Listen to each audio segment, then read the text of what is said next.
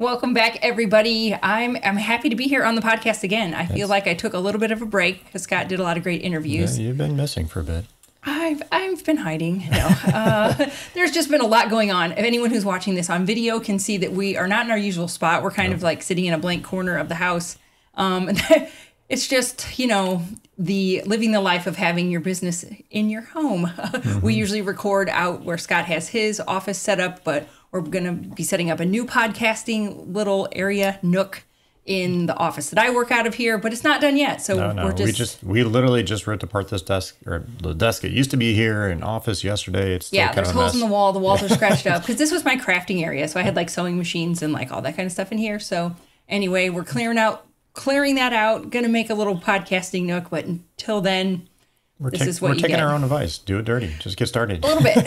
So anyway, that's why that's we're in this like awkward, weird blank corner. Yep. Moving on. What are we talking about today? Oh, we've got an awesome announcement. I'm excited about this. Scott has been doing so many calls with members of our $1 Million Academy lately. He's been, because everybody's trying to get ready for the season. Yep.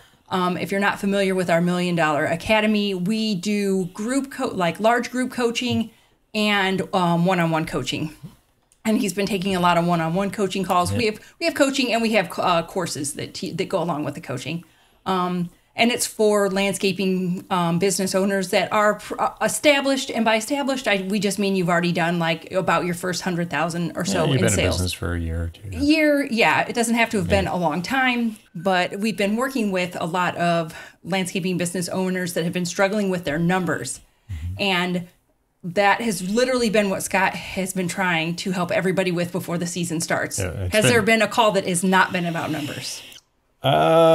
Most of it has been about numbers. There's been a few little things about systems, procedures, but most of it has been about numbers. Everybody wants to get their pricing all set, make sure they're going to be making money this year. Right. And that leads us up to our awesome announcement is that because so many people want to get their numbers straight right now, we're actually going to do a course that is outside of the academy. Yep. We've never done this before. It is literally the only like numbers and estimating course that you're ever going to need. Scott's going to take 2 days and you will learn, like everybody's like, you got to know your numbers. You need to know your numbers. If you don't even know what those numbers are that you need to learn, then this is the course for you. Because you're going to learn them.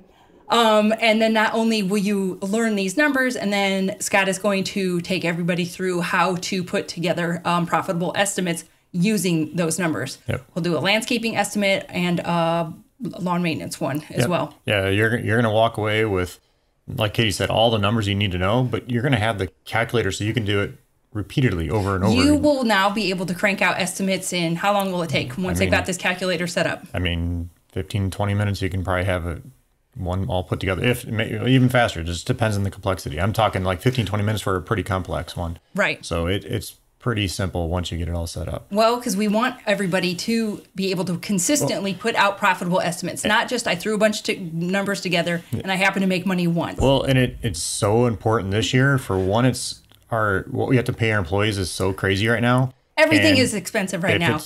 We have like teenage sons. Feeding them is so expensive right now. Everything is expensive. Well, in the time we're recording this right now, it is almost $4 a gallon here in Northwest Indiana for regular gas. Well, it's $4.50 for diesel right now.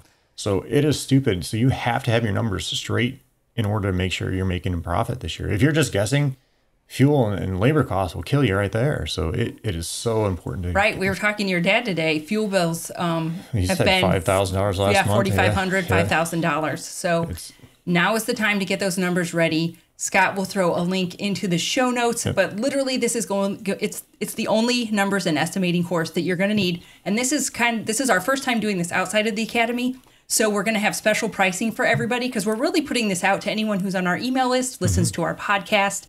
You all are going to be the first, have first crack at this because we're going to offer it'll be about $1,000. We don't have the price set, but that is the cheapest that you will ever find it. There's comparable courses that are $2,500 to $3,500, way more. And a lot of times you have to actually physically travel to go to those events to learn this. So we're trying to keep it affordable, but it will be online. It will take we say 2 days. I don't know how long the days are going to be, whether that's like 4 or 5 hours, you know. Yeah, it's going to be probably 6 hours. 6? I'm thinking, yeah. Okay. It's going to be, it's a pretty in-depth course, but the first day, once you get those numbers knocked out, you'll have a little bit of homework probably at night. Then after that, we'll come in the next day and we'll show you how to set up the estimating systems, and you'll be able to rock them out like nothing. It's going to be awesome. Our whole goal for this is the end goal is for you to be able to crank out these estimates that you know are profitable with ease, no problem. Yeah, so the dates for those are March. I should have looked at my calendar before we started. And it'll all be linked up in the show notes. You can look it all up.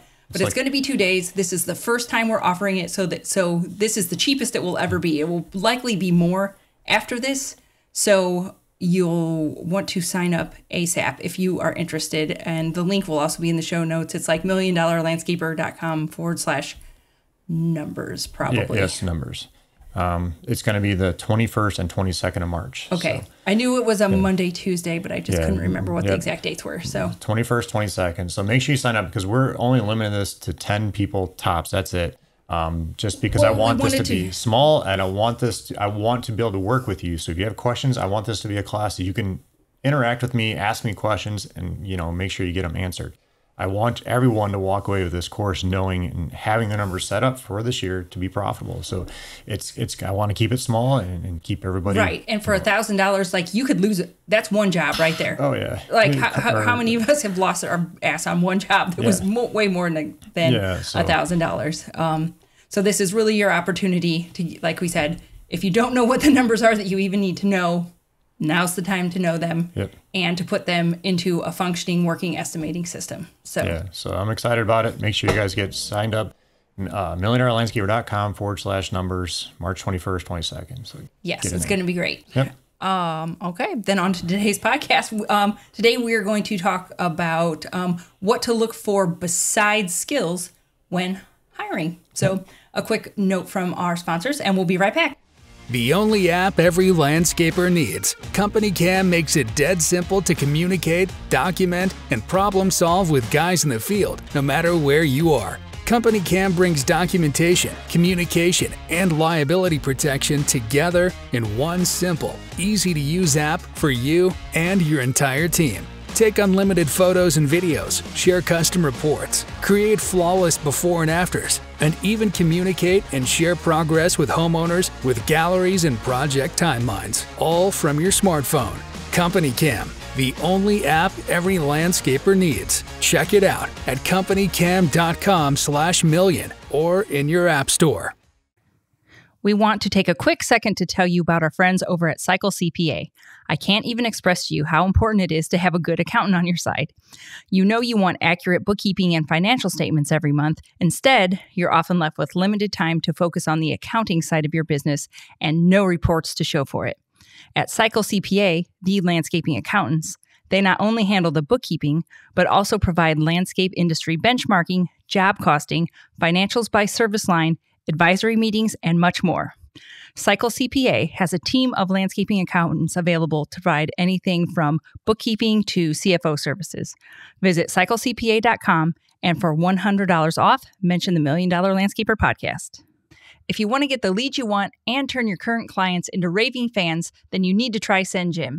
They've created an exclusive offer just for our listeners.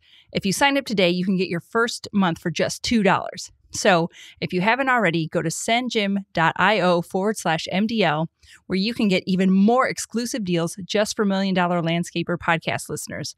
That's sendjim.io/MDL and take advantage of these awesome deals today. This podcast is brought to you by busybusy. Busybusy is so simple to use, and it's the most reliable GPS time tracking app on the market. And the best part is, it was built for landscapers.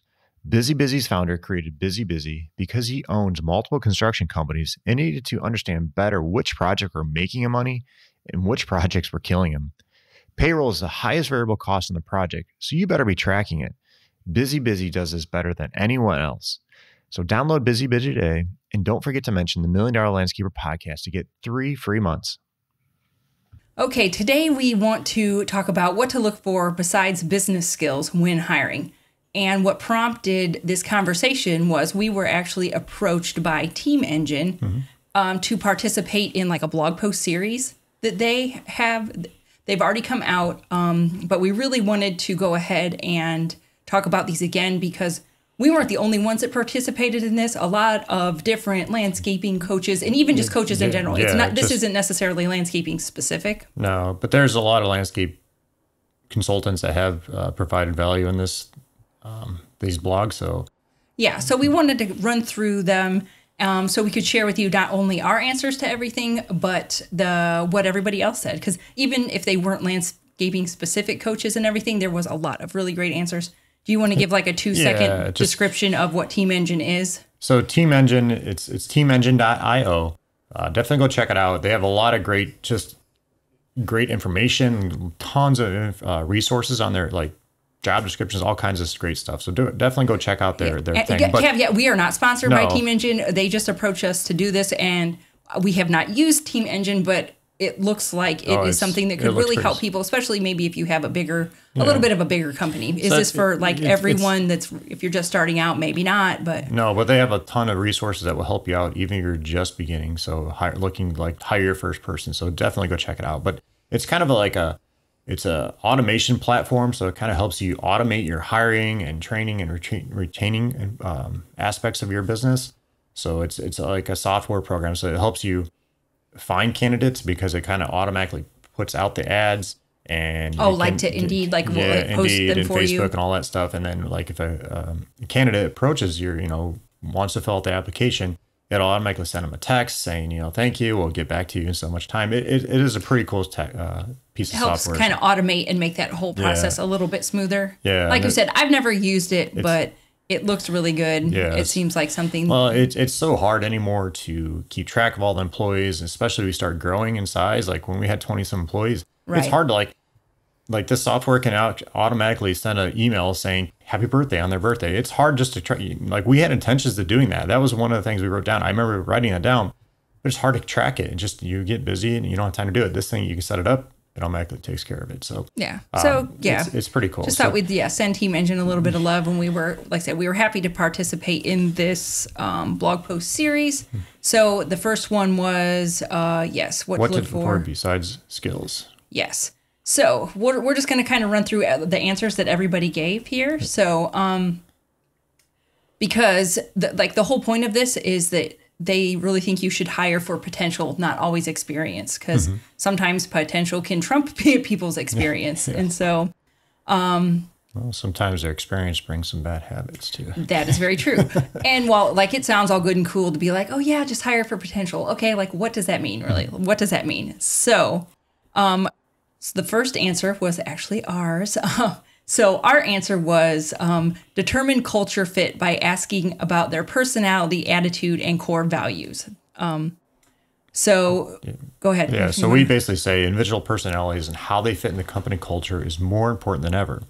Why? We've noticed that employees like to feel like they're not only part of a team, but they're part of something, bigger, more important. And if their personal values and work ethic don't match that of your company's culture, they're probably not going to work out. So it makes everything from training and retaining that employee that much easier and basically sustainable. So that was our answer that we wrote in here. It's so important to really look at their values and their culture, because if they don't fit, they're not going to last. They're not going to want to be there, and you're not going to want to have them there. So it is important. And I've noticed this a lot I feel like the old person in the younger generation, but these people that are coming into the workforce, that are in their early 20s, they want to feel like they're a part of something. They want company culture. I don't remember that being quite as important, like 25 years ago. I wanted money and wanted to work. And it was just like, oh, this is a job and you're going to pay me. Cool. Thanks. Bye. Not bye, but thanks for the job. So that was our answer. Definitely more. The next answer was from a construction industry consultant, but the same type of answer that we had. Look for company culture fit. There was here's another construction industry consultant kind of. There were. Moral of the story is we all kind of said the same thing. Look for that cultural fit, and we'll link to this article in the show notes so you can read through it yourself. Another one person said, I like this one. Does the candidate have the same energy and pace as your current team members? So if they don't feel like they're gonna, feel like they can fit in there, then they can't keep up. It's not gonna work out. And this kind of goes into a line with, you know, if you get a person that comes from you know, office and hasn't really worked outside in the landscape business, are they going to want to be outside when it's 100 degrees outside, or, you know, getting their hands dirty, or dealing with the weather? Because that's some of the factors. And I personally have come across that, you know, hiring people, they don't. They think that they want to work outside and, oh, I don't have to be at a desk and there's sunshine and there's air. They think that until they actually have to do it. So. Yeah. So I kind of like that one answer. I think that's really just something to keep in mind. Here's another answer that's all about core values. And this, let's see, this is a cleaning industry consultant. She goes to talk about how, like, yes, job skills can be acquired through experience. You can train people, but attitude is a lot harder to change in people. So once again, all along the same kind of lines. This one's kind of a different one down here. Oh, we got a hot take alert if you go ahead and read the article. And I like this a lot because it talks about culture and fitting in is important, but that doesn't mean to just go ahead and forget about and not hire someone who isn't exactly a fit. Yeah, it basically goes on and say, you know, don't eliminate excellent candidates from consideration because their style may be different from yours. And yes, you know, it's nice to have somebody think a little bit outside the box, have different perspective on things. So it is kind of nice about that. But you also have to look, if that culture is not going to fit, your team might just give him crap about things. And so there's a balancing act. Because I have worked with people that maybe weren't the best cultural fit, but they were a fit enough that they still showed up. They got the job done. They did things. They were cantankerous enough to question things, but they weren't cantankerous enough to bring everybody down. And I think that's the line. Like, it's okay to question things, and it's okay to have a little bit of piss and vinegar and stink in you. But if it gets to the point to where that turns negative and you're talking out against the boss, you're talking you're trashing the company, you're bringing all the other employees down, I think that's the line. I think there's a line between, questioning the man a little bit. I don't know how to say it. No, there's a line between having your own opinion and questioning things and just kind of being a negative, like, drain on everybody. Why are we doing this? You should be doing that. That does get annoying. And right. So. And it's one thing if they ask because they're genuinely curious about why you're doing it, or if they're not just being a brat and it's like, oh, well, this is dumb. Why are you doing this? We should do it my way. There's, and I think everybody knows that line. Yeah. So the next portion we talked about was assess interest and willingness to learn new things. So the next landscape industry consultant said, skills are far less important than coachability and longevity. Hard skills quickly become outdated with innovation, but the ability to learn quickly will always be in demand. I think that's a great answer. I think it's, we have to be looking for somebody that's willing to learn and try new things and do things different, because things have changed. We've evolved. Things are going more software in the landscape industry. We're finally starting to catch up on some of that stuff. And the biggest thing, this is something I've learned from my coaching calls, is trying to how do you get your teams to just clock in, clock out on software? They can't get it to do it, or, get them to use their cell phones to message back different things. But this goes into having people that are willing to change and willing to adapt and learn new skills, because it's needed. So, it goes into as far as new building styles and techniques with hardscapes. Things have changed because they've evolved. They found new, better ways to do things. So you have to have an employee that's willing to change and adapt. Otherwise, they probably won't last in their business. Yep. What was the next one? The next one is a landscaping consultant. And I liked this one. And it was like, what does the person do before the interview? Like, do they show up on time? Are they early? Are they sitting out in their car playing on their phone? Or do they come in? Are they friendly? How do they interact with other people that happen to maybe be in the yard or in the building? Because that can be kind of telling as to what kind of person that they are, Well, on that note is paying attention in how they show up and what they show up in. Do they show up are they getting a ride from somebody? Are they taking an Uber there? That's a big indicator that they don't have their license. Yeah, so that's kind of a big thing right there. Red flag there is start to question, maybe the car just broke down. That could be, but maybe do you look presentable? I'm not saying you have to show up in a suit, but do you at least look presentable? Like your hair has seen a comb and you've may have, had a shower within recent amount of time. Because appearance matters. It does. How you present yourself and how your company presents itself matters. So yeah, the next one's and are they respectful of your time? That was just another point that was made. It's like, if they know that this is like a 30-minute interview, are they giving nice and concise answers, or are they blabbing on and on and on and not being respectful of the time that was allotted for the interview? But that was something I never necessarily thought about that, but I like it. Next one's Joe from Cycle CPA, our buddy over there. If you've listened to our podcast for a while, we've had Carla from Cycle on here quite a bit. Joe's been on a couple times before too, but you can look back through our past episodes. But Cycle CPA, they're awesome. So he said candidates with specific experience may be hard to come by. Instead, look for people with good character and a good attitude. Look for people that want to and are able to be trained. So very true there. Yep. Another landscape industry consultant said employers should look for people that take initiative and who can work independently. Also look for people who are hungry to learn more and improve themselves. So absolutely. I always like people that can work independently. Some people can't, but don't discount them. Because then you can just partner with someone. If it's a good person, I don't always hold it against them if they can't always work independently. I would just make a mental note of it and make sure they always have a buddy. Because some people just need I work fine by myself, but I'm not. I know some people like to have a buddy, or they can get very disinterested in what they're doing. That goes into maybe finding a different position for them if they like to be by themselves. A lot of times in landscaping, you're kind of around other groups of people, or mowing might be by yourself, or doing lawn treatment. That's like the good person. If they like to be on a mower, go give them the job where you have to go mow 3 acres, and you're going to be on you're going to be out there for a long time alone. But try to do what you can with it.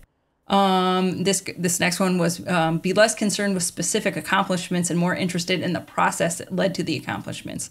And I think that's important just to show that these people, once again, are adaptable and they have enough drive and willingness to learn skills that it takes to accomplish things. So it's not always the end that's, what is that? It's not, let's see, something there. I'm sorry, I'm really bumbling, like a great quote on the destination isn't what matters. It's the journey along the way. There we go. There you go. Wisdom from Katie, all jumbled up. Another business coach said, when looking for talent, employers must closely examine the career history of each candidate to understand progression through the career. And I think this is very important. I think you always should be looking at the references and seeing what they did. You can also look and see, are they, moving up in whatever job they're at, And I don't hold it against people if they've had multiple jobs, but it's why they've had multiple jobs. Some people are just, they hop from one to the next because they get there and they're like, oh, this sucks, this is stupid, next. Oh, this sucks, this is stupid, next. That's different than somebody who has, they started on the ground, they started, on doing grounds and they were holding the spin trimmer. Okay, then they worked their way up to a foreman. Oh, okay, and then they went and were a foreman somewhere else. If they keep progressing and we're changing jobs to better themselves, that's one thing. But if they were just hopping, then that could be a flag if they've never progressed in that. And I always feel it's important to call the references.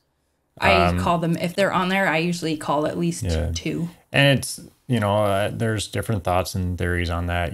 They don't have to give you all the information. They don't want to get sued and all that stuff. I get all that. But I still feel it's important on your part to try to do your best to do your research and find out why they left, what's going on. I know. And I say, because I do call references, but it is also awkward because I've had people call references and it's hard. I try to be as tactful as possible while giving them honest answers. Maybe it's easy for some people to give. They worked here from this date to this date. That's all I can say. Yeah. If somebody says that, then that's maybe a flag. Yes, absolutely. Yeah. So it can be hard to be a little tactful, but you can, if you do take the effort to make the phone call, you can try to read between the lines. Yeah. So this one I really like. This is a HVAC industry consultant. He said, be open to talking. He or she, I'm sorry, I didn't see. Be open to talking to candidates from outside your industry where skills and previous work experience are transferable. And I talk about this a lot, like talking to our academy members. you need to be recruiting everywhere and anywhere. I think actually we say that somewhere in one of the articles, but you need to be talking to people. Like I was talking to one of our academy members the other day on a coaching call, and we talked about, reaching out to like construction workers or concrete workers. Those people, they work hard. They know what it is to be outside all the time. So they're kind of somewhat in our industry, Yeah, like shoulder industries. Yeah, so I think it's important to reach out to anybody, that's maybe looking for a change. Concrete workers, sometimes those guys, that's a back-breaking job. So if they, maybe you can come over here and do some hardscapes so you don't have to carry as much and do as much, then it might be something. Right. While some people might be like, oh, hardscapes, that's too much work. They might look at it, they're like, woohoo, this will be easy breezy. Yeah. Thank you. Yeah, so just be open to other industries. Absolutely. And I liked this next one. The question was, or the statement, whatever, was attempt to understand why they're in your industry or why they want to join it, and what you're, and why, and I cannot read today, and what about your company is appealing to them. I like this one because I more than once have hired people from completely different backgrounds because they thought they wanted to be in this industry. So if they show that they've got spunk and they want to try this, I'm always happy to hire them for entry-level positions because they are coming with no knowledge. But those are the people that can be little sponges, and because they want to try this industry. So they're either going to soak up all of the knowledge and soak it all in and be great employees, or they're going to find out real quick that they don't like this industry, they don't want to do it, and then they'll quit or find something else. And I think that's fine too. Like, I'm always pretty gracious about helping people find their path in life, and I think it's okay, like I said, especially for lower entry-level positions. If somebody wants to try it out and you think that they might work, and then if they don't hold it against them. I know it stinks to have to go then and try, and find somebody else, but sometimes it can be worth the gamble. I've had some pretty good people stick around for a number of years that came like totally out of the blue from other industries. Yeah, and I think you just need to, have this in your job description, letting them know what is involved in that job. First off, make sure you have a job description, but have in there, that you're working outside. You might be working in rain, snow, mud, all those types of things, 100-degree days. Let them know that, because it might scare some people off that you don't want to. But I've had people that come and freaking love it. Yep. They are just happy to be out and in it, and they don't even care, and then they have worked out. So, yep. Okay, the next one, I liked this one. The employers should consider if the new hire has long-term potential. Yeah. I like this with higher positions, foremen, stuff like that. I like to look at, are they from the area? Would they have to move? If they already live in the area and are invested and have a family, and they might be more likely to stick around. Yeah, and some of the ways I've kind of done this was actually just speaking to them and saying, I can really see yourself moving up into the business, whether it's, going to a foreman or going up to like a supervisor type position. And you can kind of feel their, the tone of voice, or, if they get excited about that, or they're like, you can kind of tell then, well, maybe they're not wanting to be in this industry very long, or something else is going on. So, yeah, well, this ties into the next one. This was a landscaping industry consultant that said the people need to have a willingness to learn new things and wear different hats. And especially if you're smaller and just hiring your first couple of employees, the wearing different hats will come into play, because you can't have that attitude of that's not my job, when everybody's still kind of doing all the jobs. When you're just hiring your first couple employees, you could go from, one minute you're mowing, the next minute you're, sweeping the mud out of the shop. But you can't have the attitude of that's not my job especially when you're just starting out and hiring your first couple employees, and they need to know that. Now, this one I think is pretty important. It says, be picky. Don't just hire anyone. And I'm trying to remember who I was talking to the other day. They're just, I just need a body. I just need somebody to fill this position. And I get it, but at a certain point, like, you're going to be training this person, and then it's going to, they may mess up or whatever, and you just have to start all over again. It just becomes this vicious cycle. So that's why I really think you should be spending a little bit of time and doing your best to hire the best person for that job, or person that's willing to learn and adapt. It's once again that hard line, because I've experienced this as well, especially filling part-time positions. We did have a summer where we just hired bodies. We got through, but it was not a pleasant summer for the people that had to be in charge of the body. Like when you just hire a body, they're the first ones that start complaining when it gets hot, when it gets hard. Those are the people that it's hard to keep them moving and keep them working. Mm-hmm. So, but yet it was better than having no one. So it's a difficult little dance. It is very difficult right I wish now. I had better advice than that, but it's a difficult little dance. Yeah, and then the biggest thing is, I think, you just need to be looking for anybody, like, I should say anybody, but people everywhere. That's the biggest thing. Don't just limit yourself to people that just respond to your ad or, keep your ears open at church. What? Your nephew needs a job? Is he interested in this? Yeah. But everybody, you should be letting everybody know, hey, I'm always looking for great people. And I told somebody the other day, you're at Home Depot and you see somebody else that's like doing a good job working there. Yeah. You're not necessarily poaching, but to say, if you're looking for a career change, we're always looking for great people. Here's my business card. Keep me in mind. That's a lovely way to say it. Perfect. I'm not a huge fan of going out like poaching other landscape companies. I'm not a huge fan of doing that. I've had it done. Like I literally had, we're at the gas station. I remember this where another landscape company came up to our guys and was asking them to come work while I'm standing there. I'm like, are you kidding me? Like, okay, I wouldn't do it like in front of them. Yeah. Maybe they didn't know you were in charge because I have been poached. I was actually eating lunch. Girl that I work with, we were out to lunch and yes, we had somebody approach us to poach us. So yeah, I mean, I get it. It's a fine line right now, I think, but it just depends. Yeah. Depends on you and if you're willing to do it. I know people that have no issues with it. I kind of think it's okay because you just never know if you're not slimy about it. Yeah. Like you said, if you're just like, oh, hey, if you're looking for it, whatever. Yeah. Don't be slimy. Don't be weird. Yeah. I wouldn't personally go up and say, hey, we got a position for you. We're going to pay you this, or what are you making now? I'll bump it up another $1 or $2, whatever it is. Don't do that. That's kind of slimy. Yeah. Right? No, don't be slimy. Yeah. And then the article wraps up with Jack Justice. If you haven't listened to his podcast is amazing. He is the CEO of Ramblin' Jackson. We have given out his books during giveaways. We've had him on the podcast, so look him up. He's a great guy. Yes, and he summed this up really nicely. It really comes down to attitude, past success, preparation. We didn't really talk about preparation, but preparation as in, did they even bother to Google your company before they came in? And I guess if you don't have a website, if you're just starting out, you're not really Googleable. But if they haven't researched your position ahead of time or your business ahead of time, are they at least asking good questions about it? Are they acting like they are even remotely interested in okay, if you're a new business, tell me about that. How could I, what is your vision of the future? How could I help you grow? So I just thought that was something. And then his last one was the willingness to learn. So, and that kind of that's all the ones that we've already talked about. Yep. But no, I think it was a great article. And there's a lot of great information in here. Like I said, they have all kinds of great information on this, on teamengine.io website. They've got great blog posts. We will link to this one. And this whole blog thing was actually a series, and so we'll be talking about some more of their blogs coming up. But we really just wanted to give a shout out to them and thank them for letting us be a part of their series that they had going on. Mm-hmm. And then just a reminder, make sure you guys sign up for the estimating class that's coming up. Yes, the only estimating and numbers class you will ever need. Yep. I mean, if nothing else, you get to spend 2 days with Scott, picking his brain, worm around in there, ask all the questions that you can ask.